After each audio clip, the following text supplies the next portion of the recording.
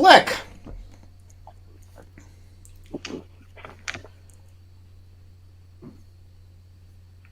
And we're live.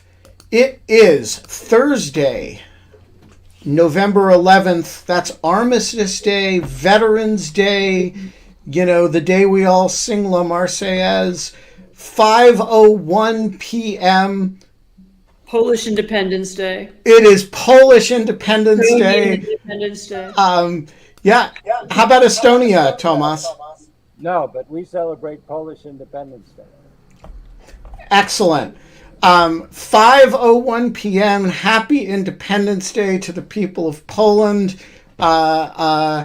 Congratulations to the French on prevailing in World War I. And a warm, happy Veterans Day to veterans all over the United States.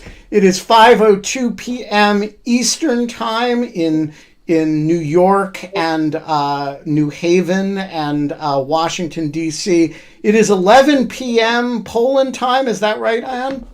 Yeah. And it is midnight Estonia time. Is that right, Toomas? Yep.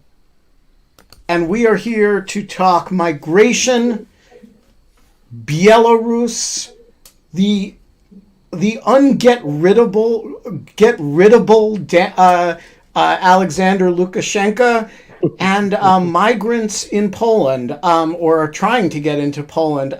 So, Anne, get us started. You were actually at the Belarusian Polish border today. Bring us up to speed. What's going on? It was actually a day ago, but yes. We're in the middle of a very strange crisis. And the crisis is a crisis that was created by the Belarusian government, which is literally importing migrants from the Middle East, or migrants or people or refugees. I don't know what the correct word is. I want to use something respectful, but people who come from Iraq, who come from Syria, who come from Yemen and other places, is offering them visas and plane trips, often at very high prices, to fly to Minsk.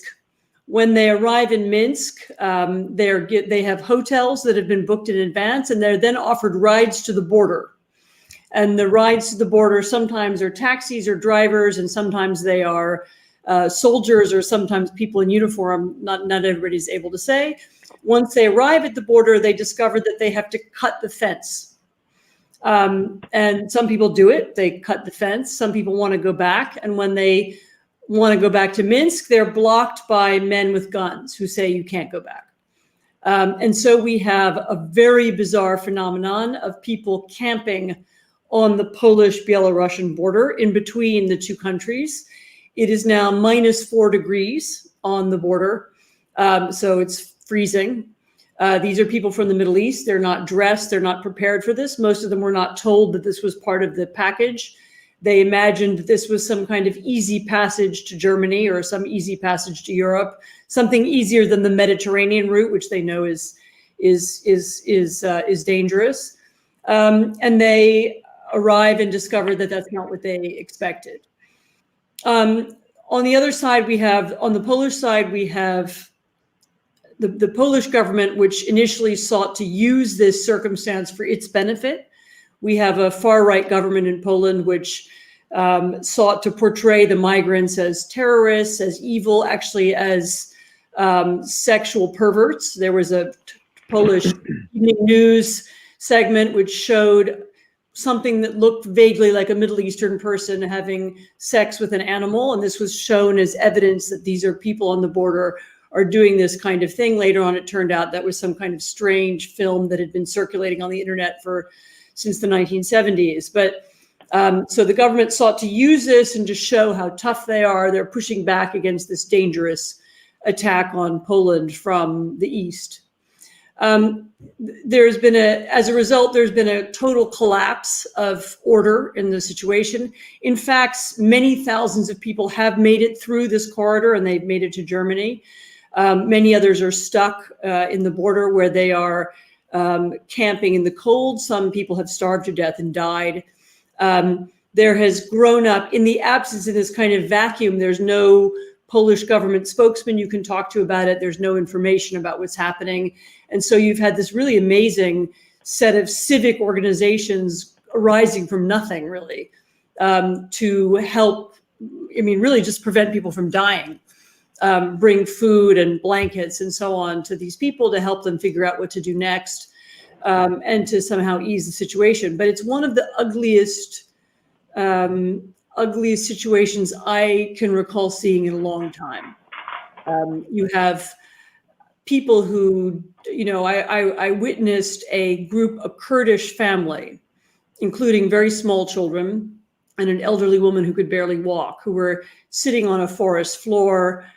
I don't know if they really knew where they were. This is it's a forest in eastern Poland. They don't speak English. They don't speak Polish. They don't know any Polish history. It's actually a forest with a long history of hosting partisan movements. And they're there, and I don't know what they expected, but they somehow thought they would be in Germany, and they're not. And they're surrounded by a strange combination of border guards who are themselves very confused about what to do. And as I said, these local activists who are very brave, but they're not professional, they're not professional humanitarian aid groups. And there's a vacuum and there's chaos. And it's always in situations when you have vacuums and chaos that you get terrible things happening. And we're all very worried there will be shooting, there will be some terrible incident that will happen in the next few days. It's ugly and it's accelerating.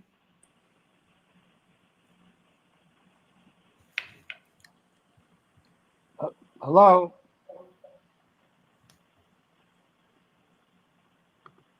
I can talk. Okay. And also, I should add that Poland is most beset, but it actually began with Lithuania in August, since Lithuania has been most vocal about Belarus and hosts the head of not the nominal, but rather the probably elected head of state, Tihanovska, and they've also done it to a lesser degree with Latvia. And currently the worry is, and sort of vague threats have been made, that they will do the same thing to Ukraine, with the fourth country with which Belarus has a border. And of course there, the tensions are extremely high, have been ratcheted up to levels they have not been since 2014. In fact, the head of the CIA, Burns, was in Moscow a few days ago talking to his counterpart Patrushev, and apparently even spoke on the phone to Vladimir Putin, saying that don't do it, don't invade. And Putin apparently, at least according to press reports, said that he has to teach the Ukrainians a lesson. So we're dealing with a rather big powder keg at this moment. And then to look at the response of the European Union.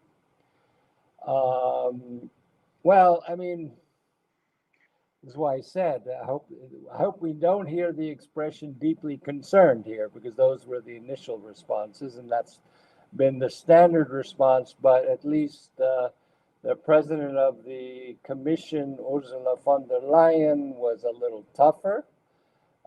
And the foreign ministers should be meeting now soon, tomorrow, the day after, about taking steps with Belarus. And finally, I'll stop, is that the problem has been that the sanctions that were imposed on Belarus, on top of the long-term sanctions that have been there, but were upped with the hijacking of the plane with the journalist in the summer, is that EU member states up till now have claimed national cutouts on sanctions. Probably the most egregious is Austria, which is often the case. But anyway, Austria um, claimed a national cutout for Raiffeisenbank, an Austrian bank, which is the primary, if not almost only lender to Lukashenko, other than Russia, of course.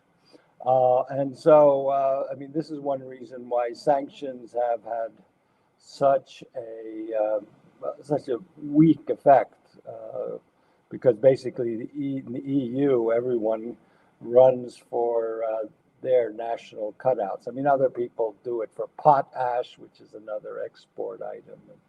It goes, I mean, just go through the member states. Too many of them have their own special interests. Wait, Thomas just left? Oh, Nope, he's here. Do you see? I just accidentally vanished him for a moment. Okay. Do you see that changing? Maybe Anne can say. Is that Poland, which has its own conflicts right now with everybody, actually, with America and Europe and the Czechs and, and the Germans and so on, has not requested European Union help, and there are systems in place that could help process migrants or could help send them back even. It has not asked for any help. It has not requested that, and has not really engaged in any international diplomacy.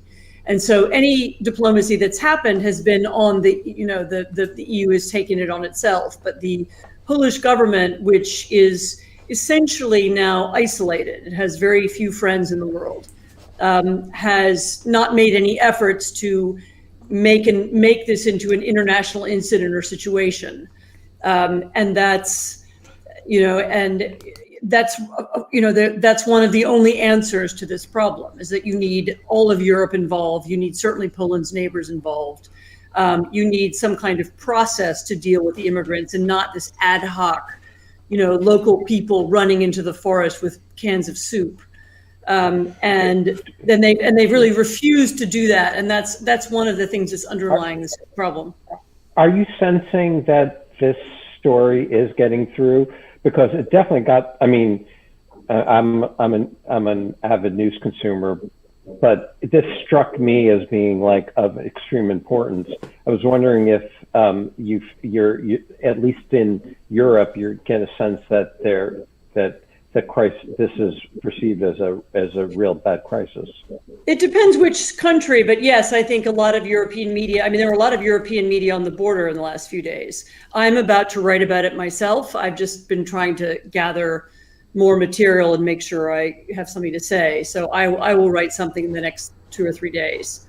But I mean, it's hard to understand genuinely, because what you have is the Belarusian government using desperate people from the Middle East as a kind of weapon. We're going to bring all these people here. We're going to use them to break down your border. We're going to cause political problems. We're going to create havoc. We're going to create problems in Poland. We're going to create problems between Poland and Europe. It has some resemblance to the problems on the Mexican border, and there's some of the same legal and moral issues. What do you do with people who have, fled from one country, gone through 2 or 3 other countries, and then they arrive somewhere and they declare they want asylum?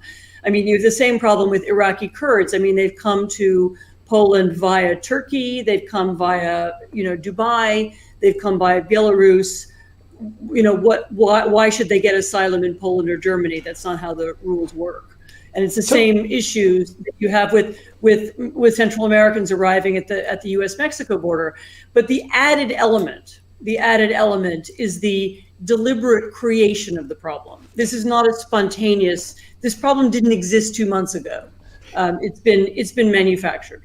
So I'm starting with Anne and then Toomas. I'm interested in your sense of what this is, what Lukashenko is weaponizing this in pursuit of? Is this about punishing Lithuania and Poland for support of the Belarusian opposition? Is it about forcing the EU, trying to force the EU to relax sanctions? Is it about doing Putin's bidding in some respect? Like, what's the game here? I mean, I think all of the above. I mean, there are multiple games here. As I said, as you say, one is, I think the fact that these refugees were originally sent to Lithuania, which has been hosting the most important host of the Belarusian opposition, was seen immediately as a kind of response to that. But I do think, the Russians fund anti-immigration far-right parties all across Europe. So this is meant to be grist for their mill. The Russians have an interest in seeing Poland further isolated from the rest of Europe. This will help that case too. Lukashenko may want some kind of payback in the way it's perceived, not entirely correctly, that Erdogan got a kind of payback for taking refugees in Turkey. So, there may be multiple reasons why he's doing this, and it's an interesting precedent for the future. That you can use refugees as a tool of politics. It's, they aren't just some spontaneous problem that happens because there's a war or a crisis. Toomas, what do you think? What's Lukashenko's game? Well, everything that Anne said, but I think telling was, first of all, Foreign Minister Lavrov's statement day before, where he said, well, if you want to get rid of this, then, as Anne mentioned, pay Lukashenko money. And this is what in Russia is called a krysha, or a roof. In English, we call it extortion. I mean, this is classic Mario Puzo, Godfather behavior. I mean, that's what it is. The other thing, as you mentioned, which I mentioned before we went live, was that, in fact, and one of the worries here, we lack a border with Belarus, but we do have a border with Russia, is that about 5 years ago, Russia did this, and it did it to Finland, and it did it to Norway, with the result that the Norwegians shut down their border, and in the case of Finland, they went and said, cut it out. So, I mean, we've seen it before, and we think it can happen again.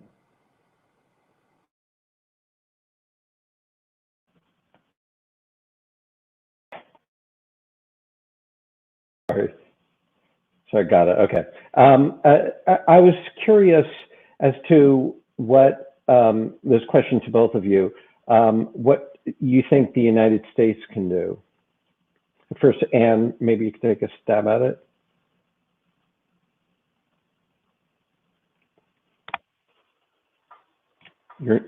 You're muted. No. Yeah, you were muted. Now you're good. Now you're good. I didn't knowingly mute myself, but I muted you because we all have to be muted when we're not talking. Okay.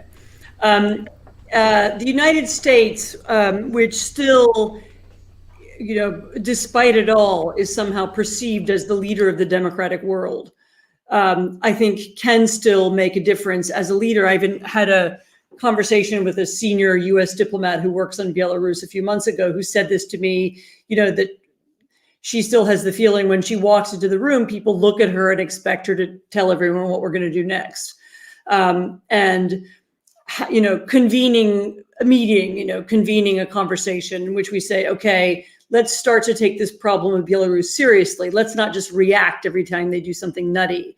Let's have a list of companies and people who we're going to sanction. Let's have it ready at each stage of development.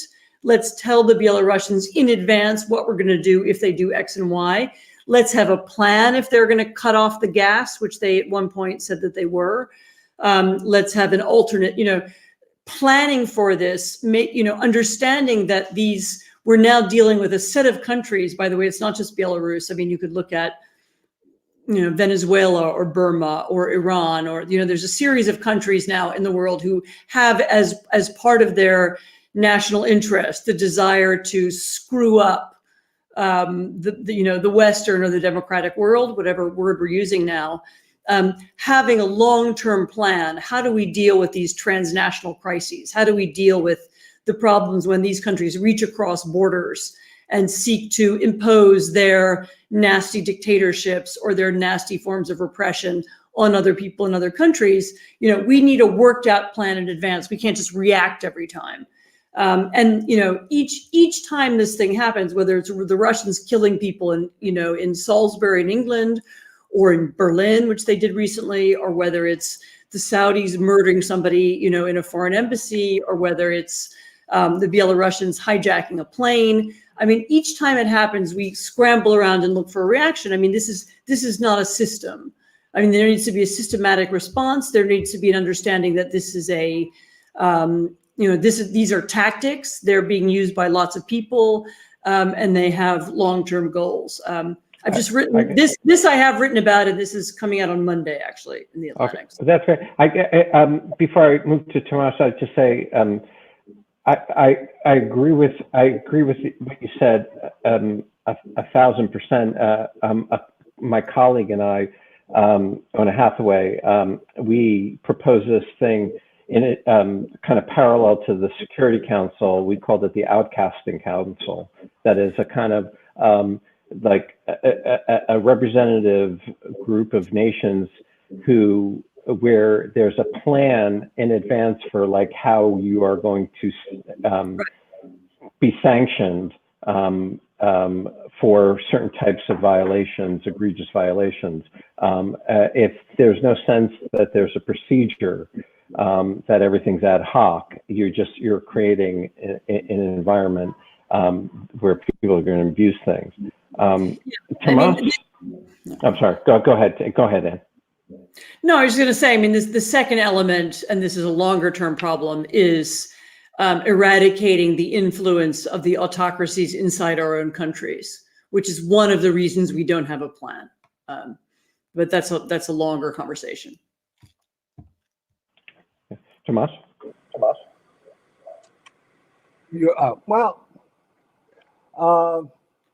I mean, there are a range of things. First of all, I mean, as far as ad hoc solutions go, apparently there is an effort by the European Union, which would be good if the United States were on board as well, as sanctioning those airlines. Right now, we're talking about Aeroflot and Turkish Airlines that are participating in this airlift, as it were. I mean, Belavia, the Belarus airline, is already sanctioned. And here again, basically the Irish were trying to block that because Belavia leases its planes from some Irish company, and that would mean a loss of income for an Irish company. This is where like this national self-interest just rides over all of this stuff. And the way to think about it is kind of like the caveats in ISAF during the Afghan war. It's like, well, we can do this, but we won't do that. Now, what would be a major step forward, but this is, this requires like real serious work on the part of the EU, is that, believe it or not, there is no such thing as a Security Council in the European Union. I mean, we do have NATO, and the NAC, or the North Atlantic Council, meets daily, 7 days a week, if need be, to deal with crises, but they meet 5 days a week. But in the EU, we don't have a security structure built up that would actually deal with this. I mean, we have a fairly useless head of foreign and security policy, frankly, who does not really get it and is kind of stuck in hating the United States from his experiences during the Franco regime. But the European Union is, I mean, they were probably bad. I'm not arguing, but it's just that it's like, this is 2021. It's not like 1974. the EU is notoriously incapable of acting, partially because there are no structures for it, partially because of the same individual interest. I mean, we've seen this over and over with the behavior of Hungary in the EU, blocking proposals unanimously supported by other countries. Most recently, which Anne can talk about much more, which is the issue of cutting off funding for Poland for its steps back from rule of law and politicizing judges. So we have a perfect storm happening. I mean, if it were to be happening in Lithuania or Latvia, the two countries that also are suffering from this, I mean, Lithuanians say Frontex, that's the EU border guards, come on in. I don't know, Latvia, I guess the same. I mean, neither of those countries has any political issues on rule of law or any of these things. So, I mean, that's there the EU can step in fact, at least. But right now, this is coming, as Anne said, I mean, this is coming at a moment where as a member of the EU, Polish-EU relations are at a nadir. So I want to ask about the supply side here. It seems to me one thing the US and the EU could do together without Polish cooperation is figure out how the information flow is working from the Belarusian government to a whole bunch of innocent Iraqi Kurds on the ground or whoever else. And, we have considerable communications abilities through the government of Iraq, through the Iraqi Kurdish Authority, through a bunch of the regional states. Why can't we, Anne, put out the message if Belarusians come bearing travel options, that is not a vacation you should take? So that's one of the things that's been suggested. And actually, the leader of the German Greens said something about this just today. She was proposing as a solution to the crisis exactly that, an information campaign. I mean, one of the curious things that I've been told by, and by the way, those of you who are really interested in this, there's a fantastic short documentary. It's about 20 minutes. Called Visa to Nowhere, made by a group of Polish journalists called Outriders. It's got English subtitles and partly in English. And they go back and they interview people before they do this trip to Belarus, to Minsk, and to Poland. And of course, they all have very unrealistic expectations of what the trip will be like. And they have very high expectations of what they'll find, when they eventually get to their nirvana, in Dusseldorf or wherever it is that they're trying to go. And when presented with possible obstacles or reasons why this don't work, they kind of dismiss it and they say, well, I can't believe that's true. And we've been told by people who've been talking to the migrants that when they write on social media, notes back to people at home in Iraqi Kurdistan and say, don't come, they aren't believed. People say, oh, that's just propaganda. That's just European propaganda. You're trying to prevent us from coming. You've set yourself up already in Frankfurt and you're trying to prevent us from going. And the desire to believe that there is some way out or there's some magic solution is so strong that it overcomes even testimony from people who've already been through this really hellish process. And so, yes, having a full-on, government, involving religious leaders, business leaders, campaign to convince people not to do that is really one of the only ways to do it. Because even just simple messages from people who've been stuck on the Polish-Belarusian border for many days is not convincing to people who are still at home and who think this is the route that will get them to Germany. Toomas.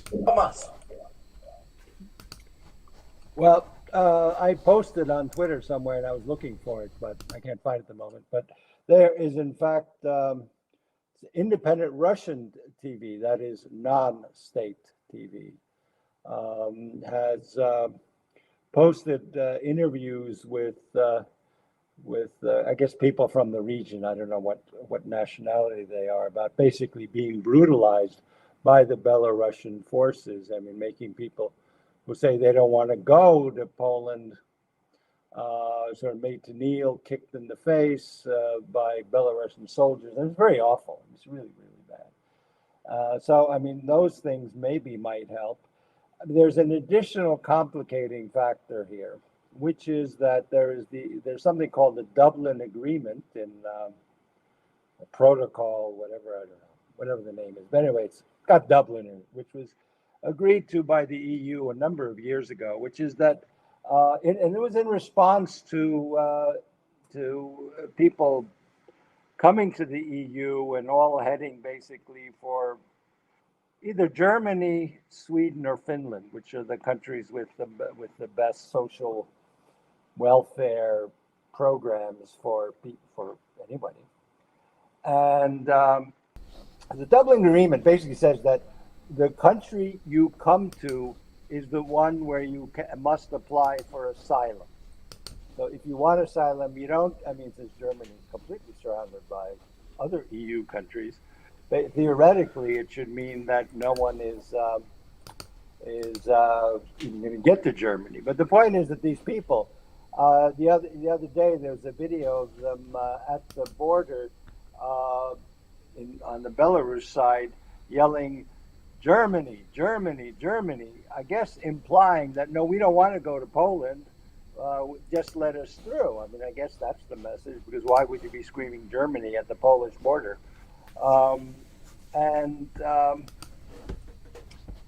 The thing is, these people don't realize that Germany is not taking them in. I mean, Germany has border patrols on the Polish-German border now. We too have. I mean, there have been, I guess, 6 cases of people being, or groups, 6 groups, I guess, being stopped in Estonia by our border guards, where they're smuggling people from crossing the border, either in Latvia or Lithuania, to go to Finland, which, as I mentioned, is one of the 3 big sort of target countries for this movement. I saw David Priest here. David Priest is indeed here, and we will get to him in a moment. We are going to go to audience questions. The first question from Andy McCurdy, who cannot come on screen.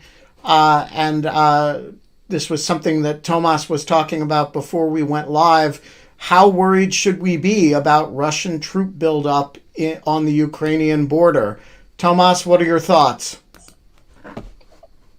I would say a lot. I mean, if the United States is really worried, which basically the United States has downplayed earlier, the troop buildup in March and April was basically downplayed by the United States.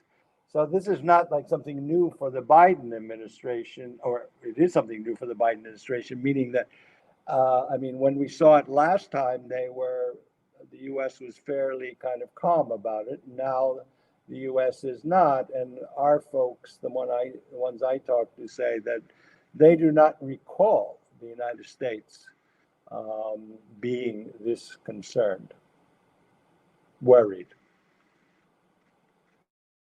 That is a cheerful answer to a cheerful question. What do you think, Anne? Is it should we be as alarmed as Toomas sounds? So the possibility that there would be another Russian attempt to invade Ukraine has really been with us since 2014. We've known it was a possibility. I mean, the Russians have published the maps of the new Ukrainian border that they want to see. They did that, already 7 years ago. And so we know that, the plan was never abandoned. It is concerning to me that the Biden administration thinks it's important enough to start warning European allies right now and this week. And I don't have, I don't have the, I don't have the data in front of me to tell you exactly why that's happening, but there's been this gradual troop buildup for some time. And at this time, in the past, there's usually been some kind of military exercise, or there's been some reason for it. And this time it appears to be happening for no known reason. And there's, of course, no political trigger at the moment either. And therefore, people are making this leap of assumption that there is some connection to this hysteria at the Polish border and this scenes of, Belarusians pushing migrants through the fence in an apparent attempt to create some kind of conflict, that may be some kind of distraction from something else. Maybe that's over conspiratorial, maybe that's overthinking it, but that's one of the reasons why people are so concerned. Toomas? Yeah, one of the things that the Russians, just their whole approach has been with sort of ethno-historical essays by Vladimir Putin and Dmitry Medvedev and Patrushev, all sort of beating this line that Ukraine is not a real country. They have to be taught a lesson. From a military point of view, what has been really hitting the Russians is that they failed to get a corridor connecting Crimea to Mother Russia, most importantly when it comes to the water reservoirs. So like places like Mariupol and so on that are there and are under constant bombardment and attack from the Russians, that they would want to take those places so they would be able to bring in water, fresh water to Crimea. I don't know. I mean, that's the logic of.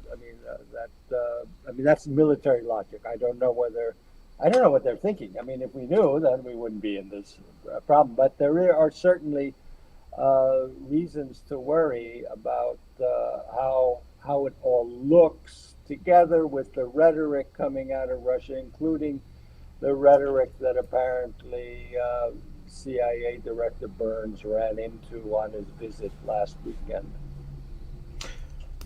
All right. Paula, the floor is yours. I tried to bring on David Priest, but it was an empty room. So you get to jump him in the queue. Thank you.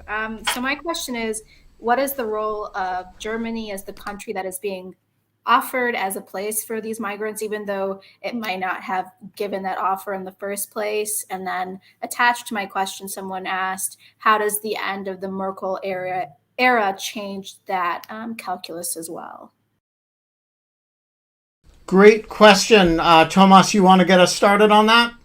Well, Germany hasn't offered anyone anything since 2015 when Angela Merkel took in almost 1 million people, and will not repeat that ever again because of the political fallout from that, not only domestically in Germany and feeding the hard right, but how that also fed anti-EU sentiment in hard right parties across Europe, from Finland down to Italy. So that will not happen. Germany has offered nothing in Germany, actually. On the other hand, Germany has been, its most recent behavior, on the bigger scene, is that they condemned Ukraine for using a drone for taking out an artillery battery with which the Russians had been killing people in Ukraine. This from a country that, sort of saying this is very bad, don't do this, we're, extremely concerned, blah, blah, blah, whose own IG Metall built a training center for Russian Spetsnaz troops after the invasion of Crimea. So, they don't really have, you're looking at a rather mercantile state that basically, as long as we can sell to the Chinese, which is their big thing in the EU, as long as we can sell to the Germans, as long as we get this pipeline, screw ethics. Now, on the new government, it looks like Annalena Baerbock will become the foreign minister. The problem that we see with is that, for one, the foreign minister in Germany has been, after Genscher in the mid 90s, the foreign ministry deals with Latin America and development aid, and the political decisions come from the Bundeskanzleramt, or the chancellor's office. And that the SPD, while Scholz is a fairly centrist social democrat, he's got a whole bunch of hardcore anti-American, anti-NATO, pro-Russian people, young people in the SPD that are also in government, in parliament, so we don't know where it's going to go, and you could easily foresee a situation in which the foreign minister really is left to deal with development aid in Latin America. And what do you think?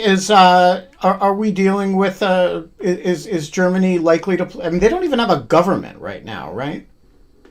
So here's Germany in this sense is a little bit like the United States in that there are different sets of interests that have different foreign policies. A little bit like in America, sometimes what Congress does and what the White House does and what the business community does are all different.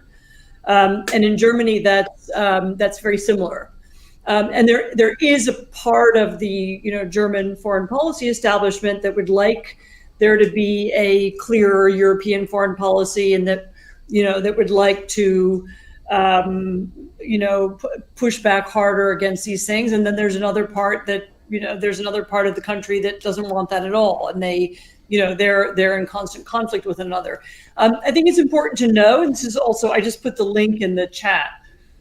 This film that I referred to, they actually go to Germany to one of the shelters where people who have made it across Poland from Minsk are staying. And by the way, there's a lot of people. I mean, there's something like 9,000 now in Germany. So the Polish government, despite its show of force at the border and, millions of soldiers and, martial law in the border regions, actually people are getting through.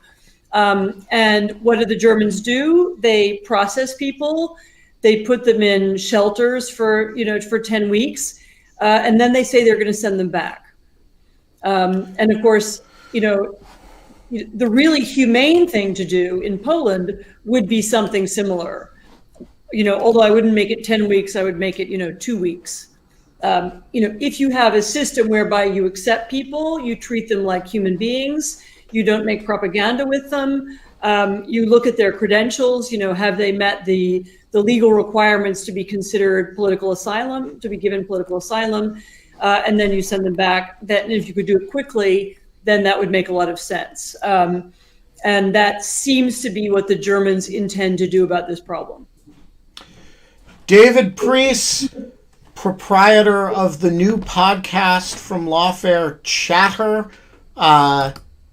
The floor is yours. Thank you. And Toomas, both of you, thanks for joining us for this. This is great. I have not been tracking this closely. In fact, I've only been a lot of the details through your tweets, Toomas. So thank you for that. But that means that I feel like I understand the regional dynamics as well as I should. And in particular, all I'm seeing from most countries in Europe are expressions of concern and disappointment. And I'm wondering if you're seeing signs that any EU countries are likely to move beyond this kind of, bloviating, rhetoric, and instead actually look to take concrete measures. Well, I don't know. We have the foreign minister should be meeting any day now. Whether it's tomorrow or Monday, I don't know. At least Ursula von der Leyen, chair, and also Charles Michel, the head of the Commission and the head of the EU Council, have both been tougher on this than they have previously been. but we're still at the level of rhetoric. I assume that there is constant work going on at the moment at the level of ambassadors in Coreper, which is like the foreign policy body where they meet to discuss stuff, but everything, on preparing sanctions, finding out the lay of the land, who was for what, and objections from certain countries. So I assume that's what's going on. I haven't seen anything yet, and so it's the European Union is not a sort of real powerful actor when it comes to these kinds of issues, especially when there's something as contentious as offering your own company's well-being to stand up for human rights issues. It's kind of not a great track record. It's sure great at regulating U.S. privacy policy, though. So I want to ask Anne about some of the ideological divisions here, because from a a sort of U.S. democratic West perspective, the philosophical lines that separate Lukashenko from the Justice and Development Party in Poland, or excuse me, the Orban people, are non-obvious, and yet they are, while the Justice and Development folks and Orban's people are reasonably aligned,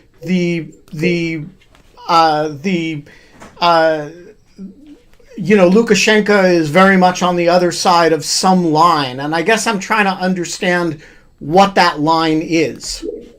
So first of all, it's the Law and Justice Party in Poland. Sorry. And you, as lawfare, should appreciate the name.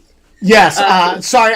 My humble apologies to the Law and Justice Party of Poland for thinking that instead of... if it were Justice and Development, we might feel differently about it, but it's not. That's right. I'm sorry, guys. I mean, President or Prime Minister Kaczynski, please forgive me. Yeah, and that's very important, because this is the main thing, the sort of central ideology of this party is that, and the main achievement they've had in the last several years is their attempt to undermine the legal system in Poland, to eliminate the Polish equivalent of the Supreme Court, to politicize the justice system. Hey, the Ministry of Truth is responsible for lies. It's an ironic, name at this point, and that's important to know. But your point is really interesting, because of course there are the differences between Fidesz in Hungary and Law and Justice in Poland and Lukashenko in Belarus. There are differences of degree. I mean, the Poles don't lock people up or torture them, not yet. And so there's no brutality in either Poland and Hungary on the scale that there is now in Belarus. So I think we should be clear that those are very different systems. Poland still has a real opposition. It has opposition media and so on. So it's not a dictatorship. But of course, the amusing thing is that at another level, you're right. But of course, the difference between these countries, these are all nationalist parties. So, there are Belarusian nationalists and Polish nationalists and Hungarian nationalists. And so, of course, they don't like each other. I mean, there's no, they're fighting over borders. They're fighting over, who's in charge of what. I mean, that's what nationalists have always done. I mean, that's why wars used to start, was because you had, one nationalist party pitted against another one. And so what you're seeing is the reemergence of traditional kinds of competition between ruling parties who see, although I should say that these are particular kinds of nationalists. So the Law and Justice Party is not a party that is acting in the interests of all of Poland. In fact, you could argue that it's not doing that at all. it's acting in the interests of its leaders and their domestic political prospects. And the same, of course, is true in Belarus, and the same is true in Hungary.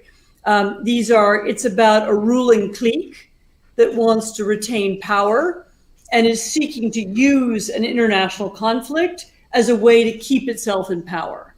And actually, that's the interesting thing. That's what all these kinds of political parties have in common everywhere. I mean, it's what theocrats in Iran and communists in Cuba and, nationalists in Russia, this is what they have in common. But this is, of course, also why they come into conflict with one another, because, once your not even national interests, once your personal clan interests are in conflict with another group's personal clan interests, it creates a conflict.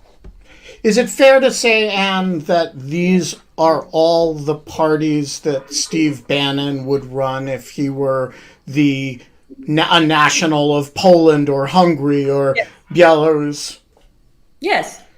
This is the kind of political movement that he, in his madness, seeks to create, a kind of a movement that is based around the idea that you can divide people according to who we hate and who we don't hate, who are patriots and who are traitors. These are populist authoritarian movements. And again, there are big differences in degree. And I actually, although I am very critical of both the Polish and Hungarian governments, I don't think it's fair to compare them directly to Lukashenko. But there is a trajectory on which they could eventually end up there, although they have not yet. Toomas. I was going to say that leading to the bizarre phenomenon of Steve Bannon trying to create a nationalist international, stymied. I mean, no kidding. I mean, stymied by the Italian government not letting him buy or rent a monastery in northern Italy last year. I mean, but the idea was to draw them all together, the Le Pens and the Salvinis, and I mean, it's just the concept is so bizarre. But yeah, I mean, what does unify them, other than being nationalist, is some kind of bizarre adherence to homophobia and basically legislating morality. These days, since COVID, also objections to vaccination. I mean, this is the whole thing that's been going on, and of course, it's completely cynical. I tweeted this, I guess, Monday or last Friday, but there was this great thing in the Russian state TV, when Russia is like in a total disaster with COVID deaths. Saying, everyone must be vaccinated, and saying, if you don't vaccinate, you will be fired. It was in Russian. In German, RT Germany said, do not vaccinate. This will poison you. So, I mean, it's the same. They're both, I mean, these are both outlets of the same propaganda machine of one single state. But, it works. It gets, I mean, people follow this stuff. Scott. So, to what extent do you, we talked about the Russian-Ukraine border issue, which is in danger of being a military confrontation. But to what extent is there any danger of military confrontation between Belarus and Poland? Danger. And what would that look like, Anne?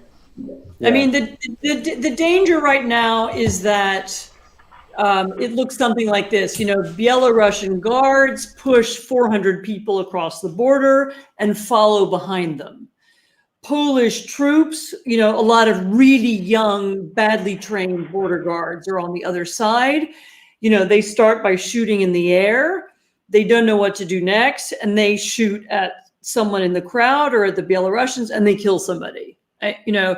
And this is, by the way, I mean, this kind of scenario, this kind of hybrid war scenario has been played out and has been imagined in various different ways as preceding a Russian invasion in the Baltic states and elsewhere for many years. And so it's not it's not entirely new idea. But, the idea that some incident could be deliberately used to spark an armed conflict is exactly what's in the center of attention here in Poland right now. And again, we're talking about, normally the Eastern Polish border guard. I mean, I was just down there. These are people these are really nice jobs. They are, state pensions, jobs for life, early retirement. It's a region with a lot of unemployment. People love these jobs. You don't really have to do very much. You don't have to work very hard. This is not a group of people who are trained for some kind of intense conflict or whoever believed they would expect it. I mean, these are mostly, people who thought they would spend their days, writing reports and filling in papers and maybe walking up and down the border a bit. Some of the, and so the idea that there could be some mass event that would create a violent reaction and then another violent reaction is exactly what's at the top of everybody's minds right here. I think we should leave it there out of courtesy to our guests who have to go to bed. Anne Applebaum, you're a great American, a great Brit, and a great Pole. Toomas Ilves, you're a great Estonian statesman and a great American as well.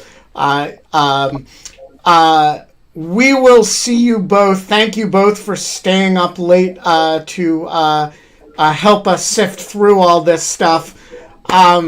We will be back tomorrow with my uncle, John Turk, who has a new book out. He's been exploring places that you've never thought of and drawing political conclusions from them, which is what he does. He is actually going to be in a place this time where he can appear on screen. There'll be enough, not a shack in Montana where Ted Kaczynski might once have lived. That'll be 23 hours and 2 minutes from now. And until then, Scott? We can't have fun anymore. And I'm sorry, this is going to be a downer, but we can... I was going to say use civilian populations as weapons, but that doesn't work. Well, thank God for that.